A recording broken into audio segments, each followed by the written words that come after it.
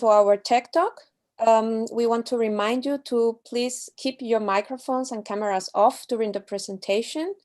And then at the end of the presentation, we will have a round of questions and also a nice discussion with the speaker. So, Sven? Okay. Thank you, Francesca, for opening the session. It's now my pleasure to welcome Joakim Lundeberg as the speaker for today's Tech Talk. We are very honored that you joined our invitation to come here. A couple of words on his CV. Joakim is professor for molecular biotechnology, and very interestingly for us, he's a co-founder of the SciLab Lab, the national core infrastructure for science in Sweden. And we've always been very jealous looking to the SciLab Lab, because we actually did a similar thing around the same time, but we did it on a much smaller scale for local science campus here. And we're always looking at the SciLab Lab and see how it involves. We also did some projects together, for example, funding the NF Core projects with people from the SciLab Lab. And so that said, without further ado, we're very happy to have you here and really look forward to your presentation. Thanks for joining us. Thank you so much for the introduction. Happy to be here, although it's in silico. So I will talk about exploring the spatial omics landscapes in normal tissues and disease. And please interrupt me if you have any questions while I'm speaking. I love to have the exchange as we go forward if you want to do that. I have one disclosure. I'm a scientific consultant for 10x Genomics, and it will become evident as I go forward why that is. So this is SciLab Lab in Stockholm, and as mentioned, it's a national facility for infrastructures, but also embedded scientists. So I've been involved both in the infrastructure side and also as a scientist developing technology. Now let's see. So I'll just say a few words about the lab, and then I'll go into spatially resolved transcriptomics. And today I thought I could just exemplify the work with the things that we do on prostate cancer to see how we use the different tools. And then I actually going to talk about something that I feel is extremely exciting, which is really to spatially also investigate the genome. And obviously cancer is a great case for that, because you expect a lot of genetic variability. And then summary in the end. So my research group stems from a tradition of technology development, and for the last couple of years, we've been trying to focusing on ways to identify genes in the tissue. And we do that by sectioning tissues, and I will describe that shortly, and try to investigate which genes are positioned where in the tissue. As this is then a multidimensional problem in a way, we have thousands of genes and thousands of positions within the tissue. We kind of realized early on that we needed to have the tools to analyze that and to handle that. So we had the small team starting to do some simple R packages in bioinformatics. And today we have a very fantastic R-based package that I could refer you to, which is called STutility. Anyway, the realization that we have a new type of data kind of spinned out an effort within the group on computational biology to develop completely new things for the sake of analyzing genes in tissues. And then we try to apply all of these technologies in a number of biological applications, and prostate cancer is one of those. So then we come into the field of spatially resolved transcriptomics. So this is a field that, in a way, started in the early 80s, where you would like to investigate a single gene, or actually a transcript within a tissue. So at that time, you design probes to query where that transcript is within the tissue. And you labeled a number of probes with a dye or a fluorescent dye, and then you could visualize this in a microscope, a fluorescent microscope. And this was a single molecule fish. And this type of technology to hybridize and identify your transcript has kind of evolved over the years with more and more probes being designed and querying more and more transcripts within the tissue section. Another similar or related technology was actually developed in 2010, which was in situ sequencing, where you not only hybridize, you actually sequence in situ the particular genes that you look for. And in a way, you just, as for the hybridization-based technologies, you could just design more and more genes, probes to sequence more and more genes. And those blue dots has also expanded over the years. And it was actually just first in 2016, the first method was developed called spatial transcriptomics that actually did not require this design of probes. It was based on capturing the mRNA based on the poly-A tail. So you are actually capturing all the mRNAs present in the sample, and that could be mRNA from a plant, from a model organisms, or from humans. And it's kind of interesting that over the most recent years, these orange dots has increased quite substantially, and as kind of indicating that this is a very attractive way to study organs or tissues in a variety of different samples. So we developed this in 2016, which the concept was really straightforward. We bring out the sample, as long as the mRNA has a poly-A tail, we could use this kind of approach. Early on, we used cryosectioning. I'm sorry about that. That goes a little bit fast. We do use cryosectioning, take a cell layer of the tissue, about 10 micrometers, and place it on a glass surface. And this is really what you probably did in high school already. You stain this tissue section and you look in the microscope and you could see this morphology. And that has a lot of information. But what we did early on was to put these tissue sections on a surface that has these spatially barcoded probes. And that means in each and every position, you have a unique probe. All of the different probes then have one commonality. It captures the mRNA, but each and every position has a unique spatial barcode. And this means that when we capture the mRNA onto the surface, these genes get a spatial address. And you could actually deconvolute the genes and the spatial position by sequencing. So when you are just harvesting the cDNA from this experiment and put that onto a sequencer, you get both the gene and its spatial position within this tissue section. And since we capture all the genes being expressed in a tissue section, and I mean, we have about 20,000 genes in the human, about 75% are active in a tissue section, I would say, in most cases, then there's a lot of data there. And we've been devising then different data-driven approaches to quantify and analyze that data. And we've done that on the mRNA, but recently we've also done that on the DNA. And I'll describe that in the case of prostate cancer.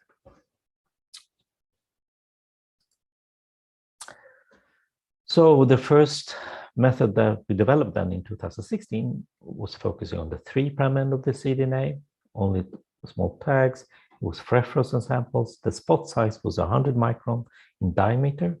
And this kind of shows that you're capturing a group of cells, not a single cell. Then 10x has commercialized this, and they provide the Visium arrays, which has a spot diameter of 55 micron. Still not single cell, but a group of cells. And I'll tell you how we could deconvolve which cell types are present within a cell, within a spot. But over the years, we're trying to improve the technology. One demonstration was to actually do this on small beads instead, 2 micron beads, so we get the subcellular resolution. So on each bead now, we have a spatial barcode unique for that bead and a poly-T stretch to capture the mRNA. And that was kind of proof of concept that we could do that. More lately, we kind of demonstrated that we could also use fixed material, which has extremely short cDNAs, but we could get that to work, as well as the opposite of that. We could actually analyze full lengths of cDNA to look for translocations, splice variants, and so forth, using fresh frozen samples and Oxford nanopore sequencing. So we could actually sequence the entire transcript, but also the spatial barcode, which is kind of important if you spatially would like to understand that type of landscape. So we were super happy earlier this year when the method of the year was spatially resolved transcriptomics. And on the cover of that magazine, you actually see what we have developed, which on the bottom here is this barcoding system. You see the spots, and each spot you have these spatially barcodes. On top of that, we have placed our, in this case, small intestine that we have stained and imaged, so you get the morphology of that. On top of that, you have these data-driven patterns. So we kind of ask the transcriptome, tell us what kind of structures do we have in gene expression space. And usually you get then some things that overlap with the morphology, but as I will show, you actually increase the granularity. We see much more of structure when we look at gene expression. So it's really increasing the possibilities of such analysis. So as I mentioned, we've been working quite a bit on the bioinformatics tools to just explore data. And I would like to refer you to the SU utility package, which is fit for this type of analysis. But what we really start from is the image and the count matrix. The count matrix is really for each and every spot under the tissue, we get gene counts. How many times do we observe this transcript? And then early on, we developed some different probabilistic modelings for factor analysis, meaning that we kind of collected similarities in gene expression space. And those groups that we identify, which we call factors, were then placed onto an overlay of the tissue, so we could actually see the gene expression variations. Another thing that we also developed, published a year ago, was stereoscope, where we actually take advantage of single cell data that has a very precise and crisp way of annotating each and every cell into groups, and those groups are then annotated to cell types. And we could actually take that information and merge that with our spatial maps and identify the probability of different cell types at different positions within the tissue. And I have one example of that, if I recall this right. So this is the result from a single cell experiment of the mouse brain. This is available data. And you could actually see that each spot here then corresponds to a single cell and its gene expression pattern. And then you see the different groups of single cells here. Another thing that it's also clear that you have some very poor annotation of these single cell clusters. So this is then neuron 27, neuron 25, neuron 11, and so forth. And you could actually see very tiny groups as well here, without really any meaning. But if you have done a spatial experiment side by side with this single cell, you could actually place all of these clusters into a spatial context. And this is what the stereoscope software actually allows you. It's a probability of these cell types. And I think I love this image actually, because it really demonstrates how you could combine two different data sets and generate so much more information. So for instance, I indicated this small cluster, and actually you think this is negligible or noise, but actually when you look at its spatial position, you realize and you could appreciate that this has a distinct spatial location. And that goes for many of these different clusters. Suddenly you get an understanding where these cell types are positioned within the space. And I think this is a super good way of combining technologies. And you could do this for many different samples, obviously. The other part that I think is extremely exciting from some more recent work.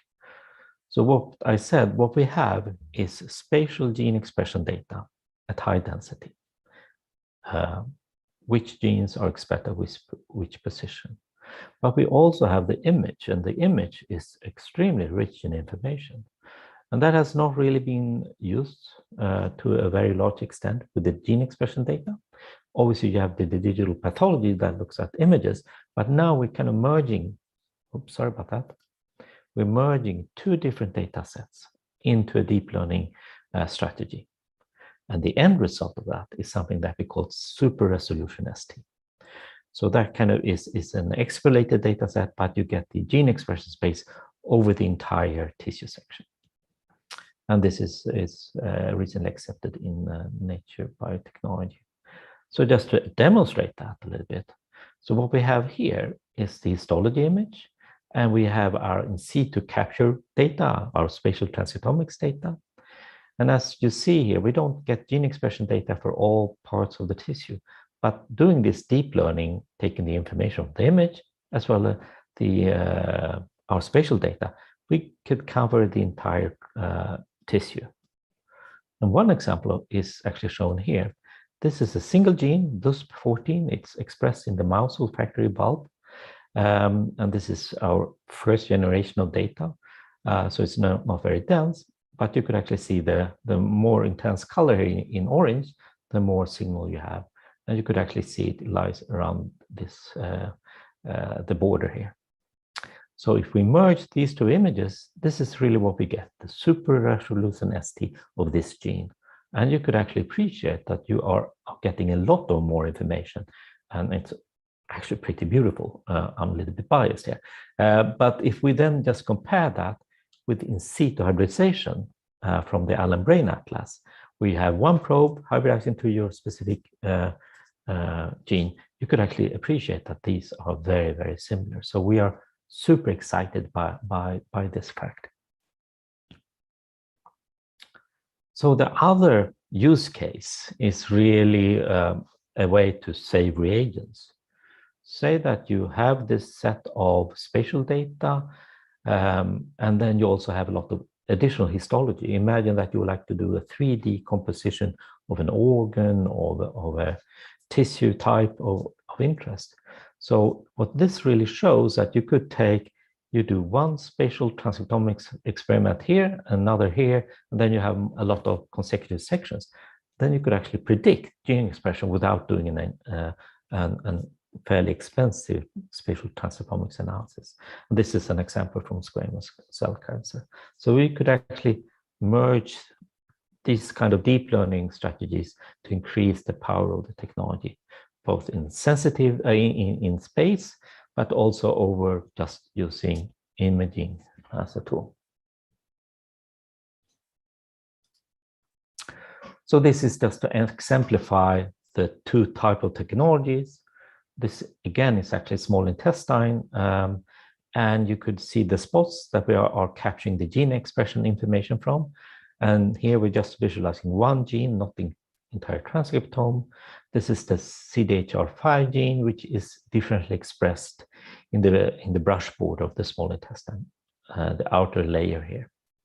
So this is the data that we use, and you could actually see the spots, and the more orange, the higher activity. But then if we then take advantage of the H&E, which is underlying here, we could generate these super results spatial transcriptomics. Again, I think these kind of images is super convincing to understand how gene expression is expressed between cells. So we have kind of demonstrated that we could achieve a cellular resolution by using deep learning. Okay, so I thought that I then would focus a little bit onto the cancer as an example of how we use tools and what we could obtain, but also demonstrate some novel things that I think is extremely exciting. So prostate cancer, obviously it's the most common cancer among men. It's the second most common cancer in general. And this is done,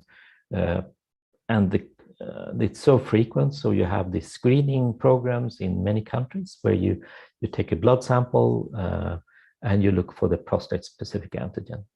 And if you have elevated levels of PSA, you most likely will go into some type of additional analysis. And many times these then ends up in invasive, in a biopsy. So the PSA is very blunt. It has a high false positive rate, but still it's an indication. So then either you take a sample from the lymph node system to see whether if you have cancer there, or you take a biopsy from the prostate. And what is striking with prostate cancer is also demonstrating the need of additional molecular assays. So prostate is graded into different degrees of aggressiveness or malignancy. So Gleason grade 1 is not as bad as a Gleason grade 4 and so forth. And the only principle used for the grading system is more or less just the image, the H&E image. So what the pathologist is looking here is to how do the cells look like. And then they make this grading system. And what's frustrating, it frequently happens that the same grade has different outcomes. So there's a stress to improve that type of scoring. So what are the challenges with prostate cancer? Well, it is many times a multi-clonal cancer, meaning that you have tumor here, you have tumor here, and you have a tumor here. And you wonder, what are you treating really? So it's a multi-clonal prostate. And say that we would like to apply molecular methodology to analyze this. What are our options? Well, you could take the entire tissue section, put that into a tube, and do RNA sequencing. What you will obtain is an average view of the entire prostate, and any heterogeneity in that will be masked, although the precision in RNA sequencing is excellent, but you will not get the heterogeneity at all. Another option would then to generate single cell data. So you take the tissue, you solubilize each and every cell and put that into some type of emulsion, and then you are actually then sequencing each and every cell individually.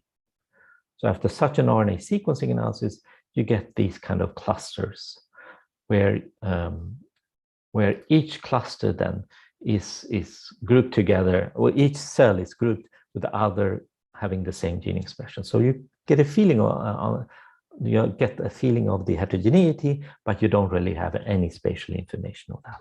And this is really where spatial transcriptomics comes into play. So single cell data, you could annotate these to fat cells, immune cells, skin cells, tumor cells, and so forth. I'm sorry, I have a dog in my room. Prostate.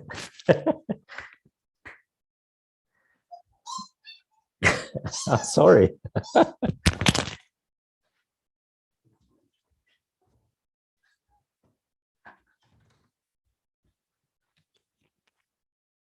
Sorry about that. That has never happened before. Anyway, so these are single cell data, and this is spatial data. So here, each round circle then corresponds to a spot from the array, and then you could actually classify these different shared gene expression profiles into regional types. So it could be cancer region, stroma region, immune region, and so forth.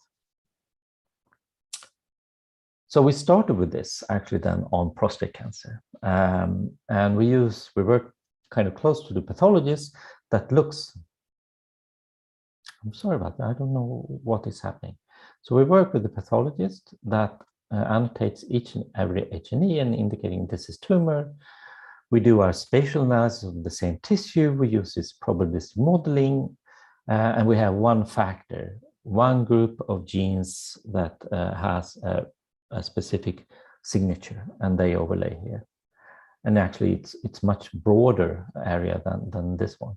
And then you confirm that with immunohistochemistry, and indeed, this is tumor. So what we can do then is to stratify the entire prostate into certain factors. So we have one factor, benign gland, one for stroma, one for cancer, one for pre-cancer, one for inflammation, and so forth. With this. And it's really becoming a very non-biased way of looking at data. So as I said early on, gene expression has a higher granularity than histology. And this is kind of proven in this experiment where we're taking this H&E of the prostate cancer. This is the prostate, and this is non-prostate tissue. But we could identify 3 factors, 3 gene expression signatures over this tumor. And you could actually identify that you actually have, these are positioned at different places within the tumor. So indeed, this is kind of indicating that we have much higher granularity and much more information if we look at gene expression as compared to histology. So we've been working with this kind of spatial technology to address very basic things in tissue composition. We have a lot of work on human cell atlasing to describe lung, gonads, and so forth, but also in human development. So we're looking into heart, brain, and lungs, and how they develop over time, because the temporal aspects, I think, is very, very interesting.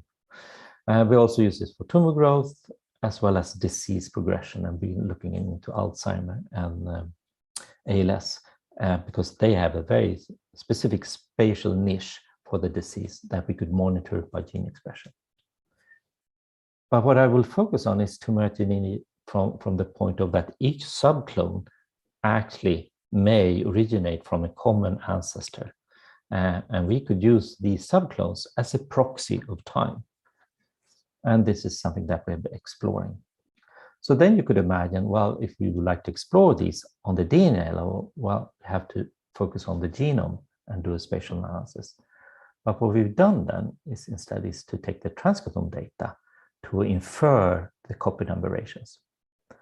That being said, that differences in gene expression can be converted into genome information. And I'll try to convince you that this is actually possible.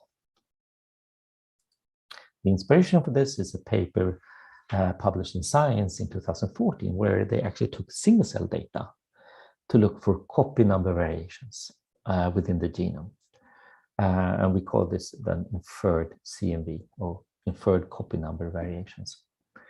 And it really is based on a fantastic collaboration that we have with Oxford University, in particular Alistair Lamb, Ian Mills, and Andrew Erickson, which has a remarkable knowledge of prostate and how that occurs, but also how treatment should be done.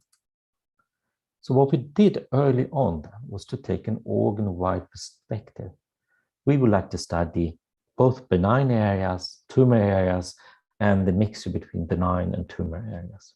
So we took the entire cross-section of a prostate, divide that into small cubes, and each small cube was then sectioned to fit the glass surface. And we put these tissue sections on top of the spatially barcoded probes to get this spatial labeling of the gene expression. We stain this, we image this, and by that we get three modalities. We get consensus pathology that is annotating these H&E images. We perform spatial transcriptomics, and from this data we could actually spatially infer the copy number variations.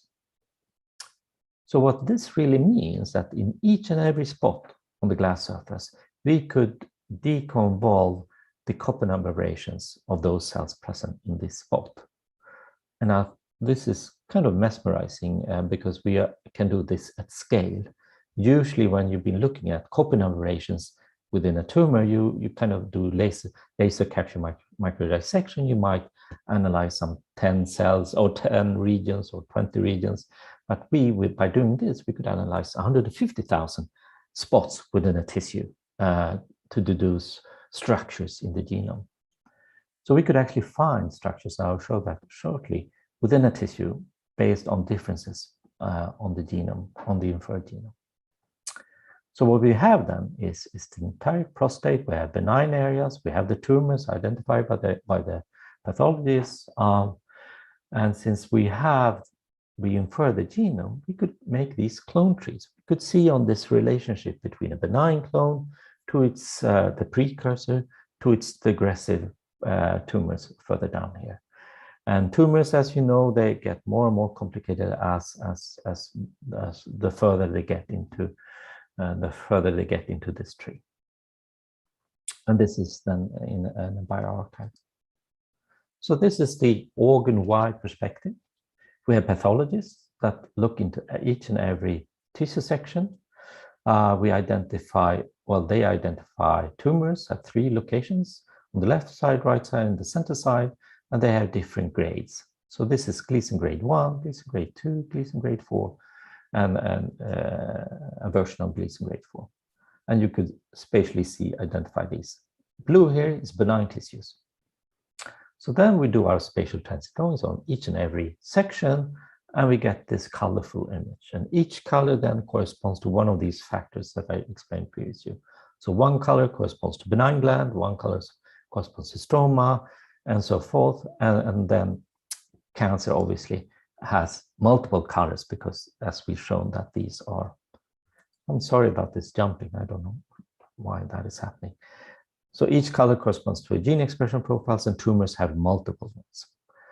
So what's so interesting, when we infer the genome, we get this view, not at all as colorful, but we definitely see some hotspots over the tumors, which we really expect to observe because we know that it's not only multifocal, it's very heterogeneous, has a high heterogeneity in its genome content.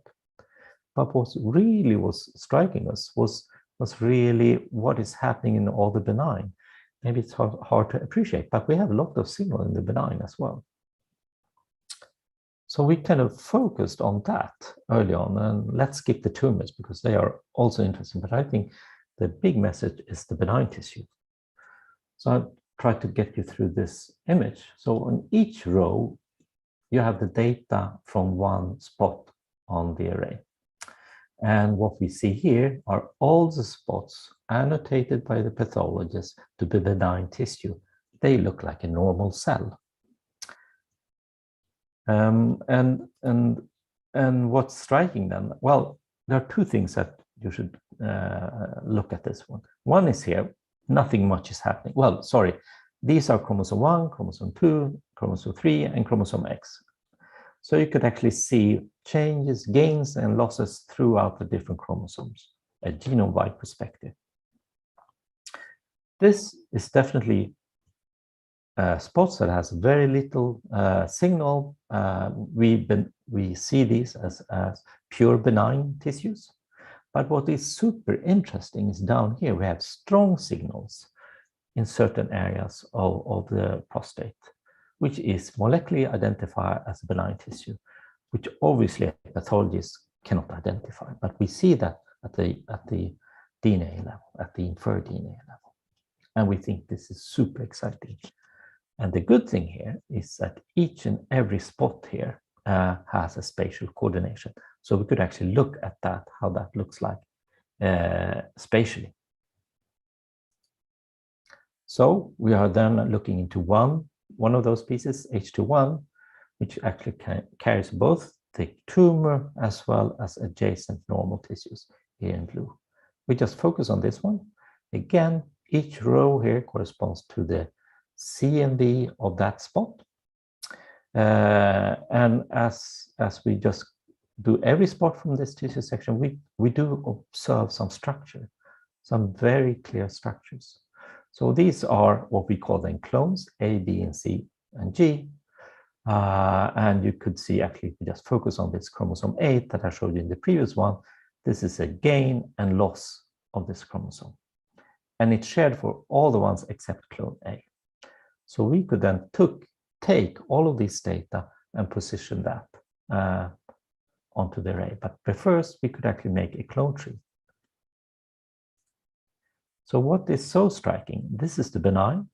We have no mutations or no copy number variations. But if we look on C here, this is also one of those cells, clone types that are benign in the microscope, and they carry a lot of genetic changes.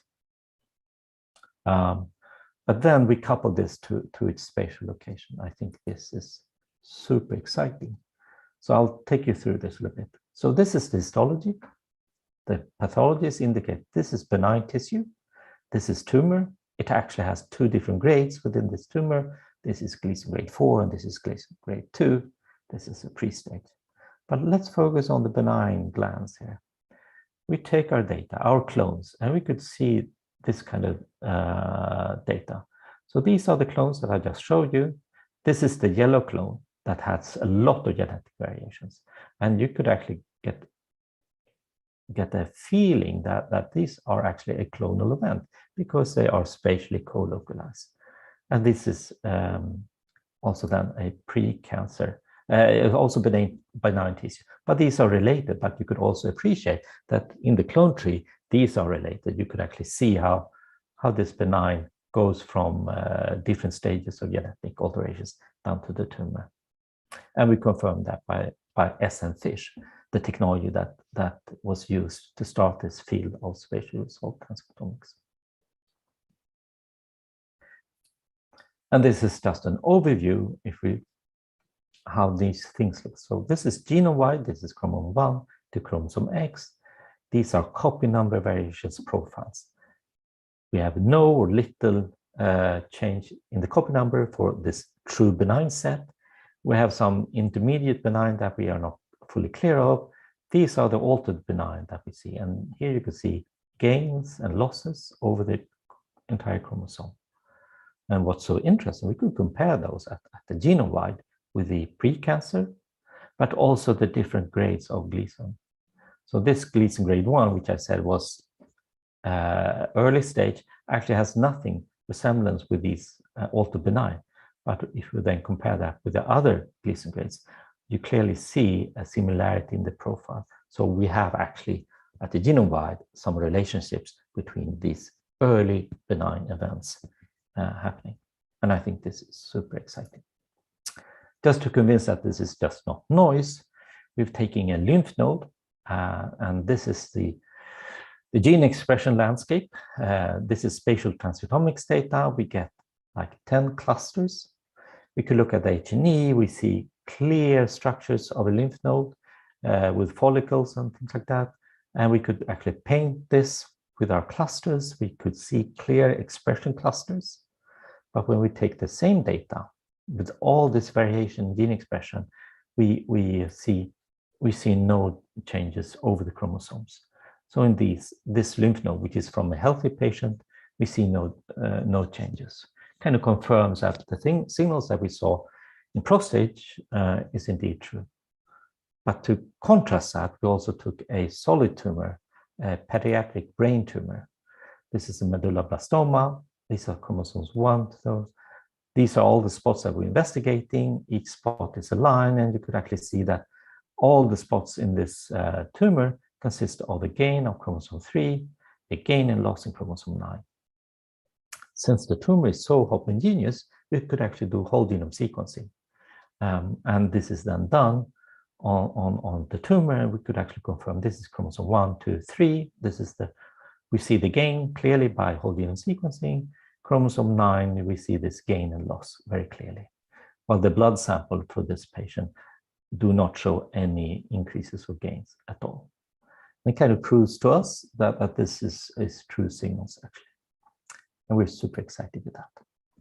So as a background, I started with my lab. I hope I convinced you that the spatial resolved transcriptomics is really important to deduce new structures in the tissue. I went into the prostate cancer to demonstrate that how we could use this for getting a deeper insight into the prostate cancer, first at the gene expression and later then on the genomic level. So to summarize, I hope I've proven that the spatial context really has an important feature. We could use data-driven approaches to annotate tissue and disease. I think what we'll see in the future is not only one gene expression, but you could actually think about merging morphology, transcriptome, genome-wide, proteome, and so forth into the same kind of multimodal analysis. And I think that's a super exciting future. And then we're obviously very thrilled about this, how we could delineate benign to tumor states. And I think this has broad implications for the field of somatic mutations. Can we actually identify early markers of tumor in normal tissue before you get the establishment of a tumor that a pathologist could identify in the microscope? With that, I would like to take the funding of the cancer, the human cell atlas, which I did not talk about, the technology development, and neurological disease. Not the least, I would like to acknowledge Alistair Lamb and Andrew Erickson from Oxford, which are doing a tremendous thing to understand this prostate organ-wide. Within my group, I would like to say thanks to Reza, Emily, Kim, Maya, Linda, Alma, and Michelle, all those has then contributed to this prostate story that I focused on in this. And I also like to thank my dog that made his first appearance in Zoom. His name is San Francisco. Okay, that's about it. Thank you.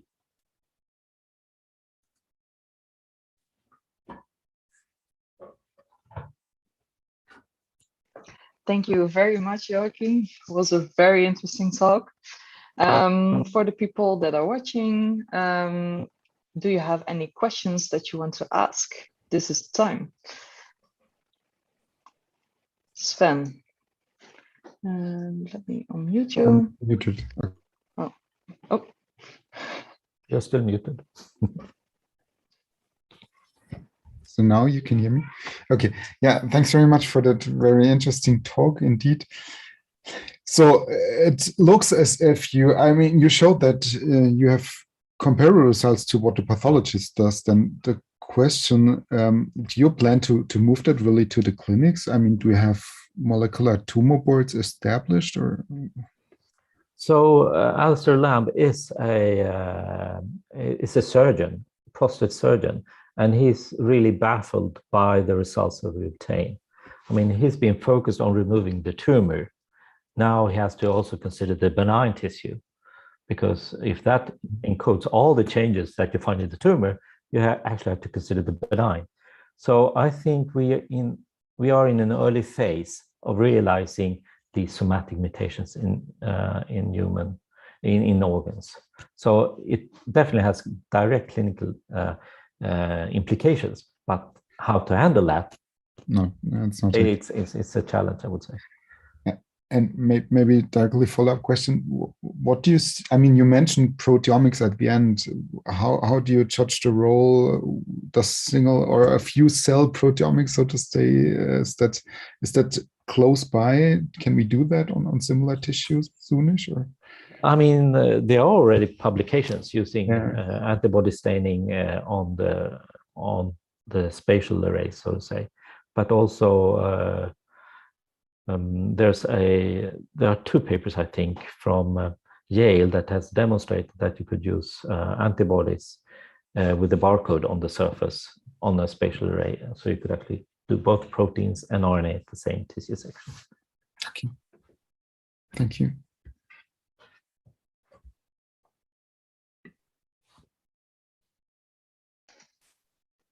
Are there any other questions at this point? Well, then I would like to ask a question, if that's possible. With the novel advancements that you've made, especially in such a short amount of time, what will be the expectancy in the next 3 years to come? Would it even go that far, for example, that we are already able to pinpoint the exact location based on spatial transcriptomics data? Yeah, that was a broad question. A good question, but broad. I think I think there's still a few years of research to understand what we actually see, to confirm things that we see. If we talk about prostate, to just make that assumption that we're focusing on our prostate, obviously we need to look at many more patients. We need to address also age, as most of these mutations occur over age. So to have an understanding, when do these events happen? So I think we have to do a fair bit of research to understand the landscape of all of these changes in different biological systems. How far is it to use this for clinical care?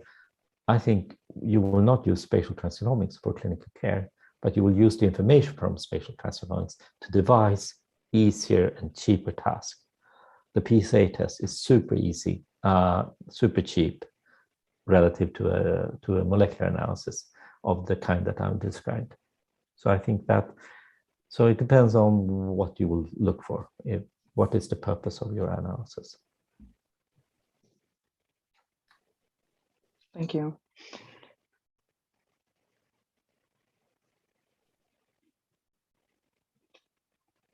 Any other questions from the audience?